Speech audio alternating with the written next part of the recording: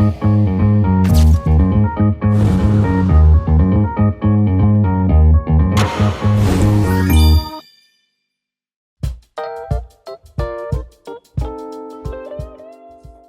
you briefly describe what you do in your role?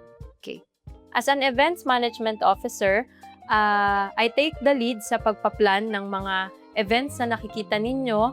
And of course, yung mga events na yon, meaningful yun, hindi lang sa ating kumpanya, kundi dun sa mga taong siniserve natin, lalong-lalo na yung mga homeowners natin and partners para mas, alam mo yun, mas establish natin yung ating brand and maintindihan nila kung ano yung ginagawa ng kumpanya natin para sa kanila at para sa atin din. Yung mga events natin sa Joy Nostalgia, usually sa isang buwan, minimum ng 3. Yung mga events na yon, like Culture Day, yung Culture Day, every month talaga naman natin ginagawa yun. So, yung ginagawa nating process doon is, may pre-event tayo, gumagawa kami ng concept deck, ng kung ano yung mangyayari din sa mismong event, ano yung theme na susundan natin, para alam mo yun, yung mga tao, nasusurprise pa rin sila every month kung ano yung lalabas dun sa program or sa event natin.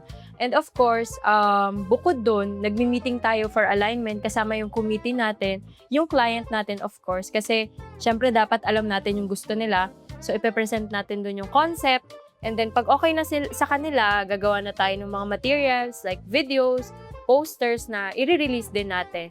And pagkatapos nun, event execution na. Yung event execution, kasama natin doon yung ibang unit like logistics, procurement, finance, of course, and other units na makakatulong natin para ma-execute yun. So, during the event na, iba-iba na tayo ng role na ginagampanan. So, may tech booth, may stage, may floor directors, may documenter, like photo and video. Tapos, may mga host din tayong hinahandle. And of course, yung iba doon, like HR, sila naman yung nag-handle ng mga attendees natin. And yung logistics, sila yung sa food. Ganon din ang procurement, ang food, ang setup. So, hindi lang ako yung gumagawa nun. So, marami tayong kasama para maging successful yung event na yun. And then after the event, syempre, meeting ulit, alignment, kung ano yung pwede pang i-improve dun sa mga event na hinandle natin para sa susunod, mas maganda na, mas better, mas, syempre, excellent na yung nauna, mas excellent pa yung mga susunod. Ang pinaka-memorable or isa sa pinaka-memorable na event na na-organize ko or na-organize nating lahat is yung visit ni President Marcos sa Pasinayo Homes Prime Central.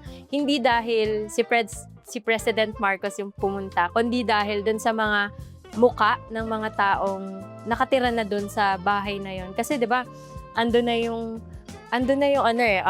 power na binibigay natin kasi 'di ba may solar panels na yung mga bahay nila. And of course, yung bahay na pinangarap nila, kitang-kita mo yung inspirasyon na binibigay nila sa akin at binibigay rin nila sa ating lahat sa Joy Nostalgia kasi tangible yung nakikita nating material or yung effect nung trabaho nating lahat. Lalong-lalo na yung tiga-construction and property na talagang nagtatrabaho ng ilang oras para lang makabuo ng bahay para sa mga milyon-milyong Pilipino na gustong magkaroon ng sariling bahay.